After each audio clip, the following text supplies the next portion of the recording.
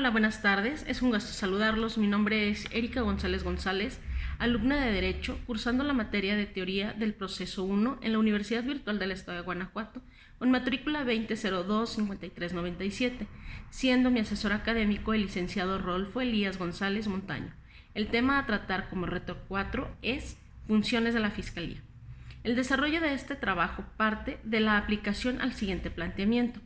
Roberto Ramírez Trejo es detenido y golpeado por elementos de la policía municipal por encontrársele un paquete de hierba verde, al parecer marihuana, con un peso de 5 kilogramos aproximadamente. En compañía de esta persona estaba un menor de 8 años de Julio, con nombre N, protegiéndose la identidad del menor por Ministerio de Ley. La puesta en disposición de Roberto Ramírez es realizada por los policías municipales, quienes fueron los que hicieron la detención. En el artículo 5, fracción quinta, se sustenta la facultad de aprender en los casos de flagrante delito al delincuente y a sus cómplices, asegurando en su caso los objetos del delito, respetando las garantías constitucionales, poniéndolos de inmediato a disposición de la autoridad competente, junto con los objetos de presunto delito. En este caso sería el paquete de hierba verde, que viola la Ley General de Salud, de comprobarse en las periciales que sí sea marihuana. El Ministerio Público tiene como función en este planteamiento concluir e iniciar una investigación detallada para proporcionarle a los jueces elementos probatorios, idóneos y suficientes que sustenten el dicho en contra de Roberto Trejo. Para la judicialización del imputado, en el artículo 21, párrafo primero y segundo de la Constitución, nos da la facultad del MP. Al mismo tiempo, tiene bajo su cargo la coordinación de la Policía Municipal, servicios periciales, ordenando las diligencias pertinentes y útiles para la conformación de la carpeta de investigación, que será presentada al juez de control. Esto conforme al artículo 127 del Código Nacional de Procedimientos Penales Federal y apegándose al Ministerio Público a las obligaciones estipuladas que tiene y versan en el artículo 131 Código Nacional de Procedimientos Penales Federal, marca que función la protección de la víctima y de la sociedad en general. Al mismo tiempo, la Fiscalía debe permitir la defensión del inculpado, nombrar a su defensor legal y así recabar su declaración de los hechos por parte de Roberto Ramírez. El MP tiene la obligación de iniciar pruebas periciales y como hubo golpes al detenerlo, el Ministerio Público debe solicitar un médico legista para determinar el estado del policía por la forma de la detención. Con base a este hecho de uso de violencia para detenerlo, la policía tiene la obligación de hacer un informe de los motivos por los cuales usaron la fuerza para someterlo. En el artículo 149 del Código Nacional de Procesos Penales, la verificación de flagrancia del Ministerio Público, en este caso, el Ministerio Público podrá examinar las condiciones en las que se realizó la detención inmediatamente después de que la persona sea puesta a su disposición. Si la detención no fue realizada conforme previsto a la Constitución y a este código, dispondrá la libertad inmediata de la persona y, en su caso, velará por la aplicación de las sanciones disciplinarias o penales que correspondan. Así también, durante el plazo de retención, el Ministerio Público analizará las necesidades de dichas medidas y realizará los actos de investigación que considere necesarios para, en su caso, ejercer la acción penal.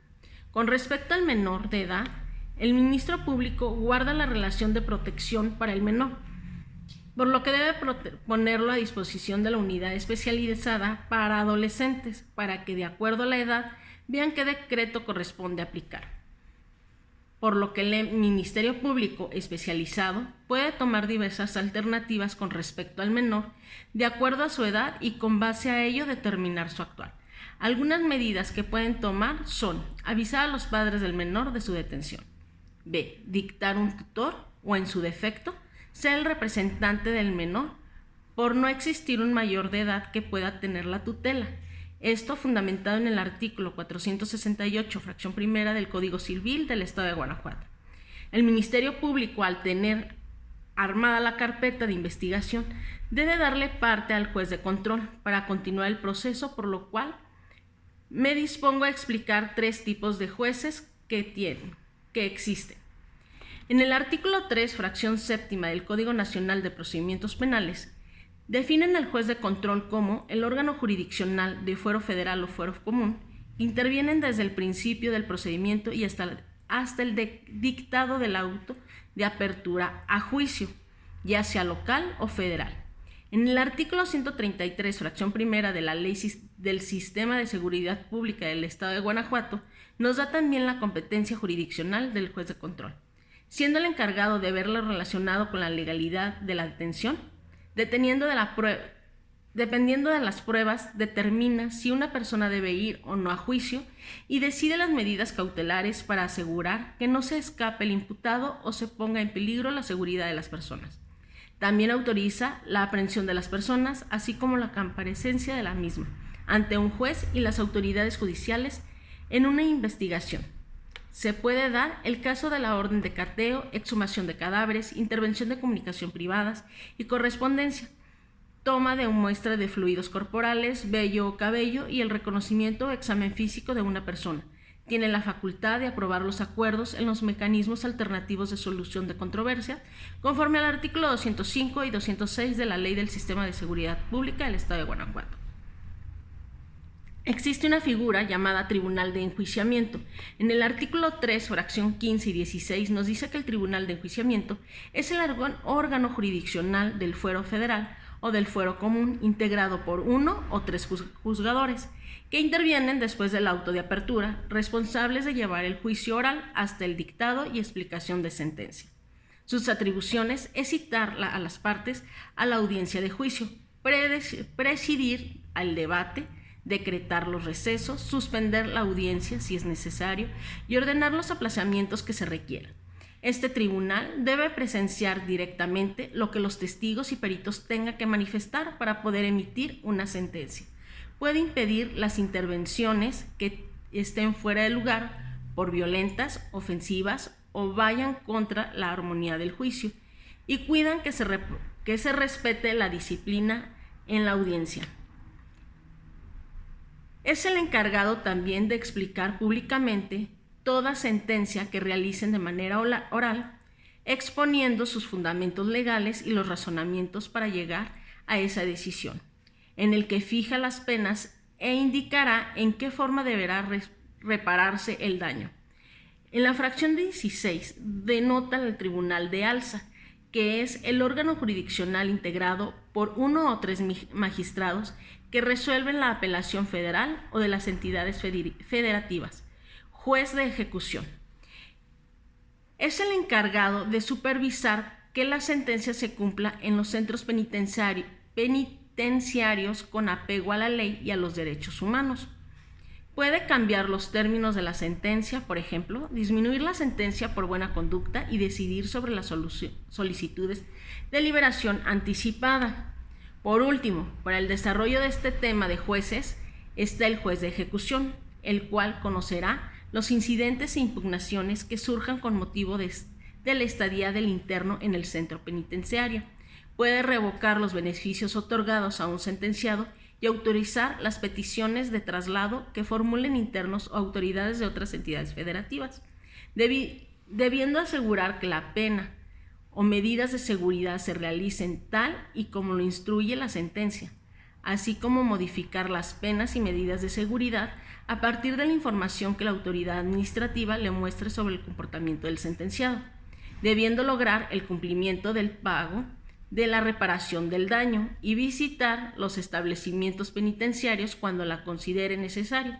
Otra de sus responsabilidades es resolver en audiencia oral las solicitudes de beneficio al sentenciado que requieran debate entre Ministerio Público y Defensa o la presentación de pruebas, ordenar el cumplimiento de los acuerdos, declarar el término de las sanciones y, en su momento, entregar al sentenciado la constancia formal de libertad.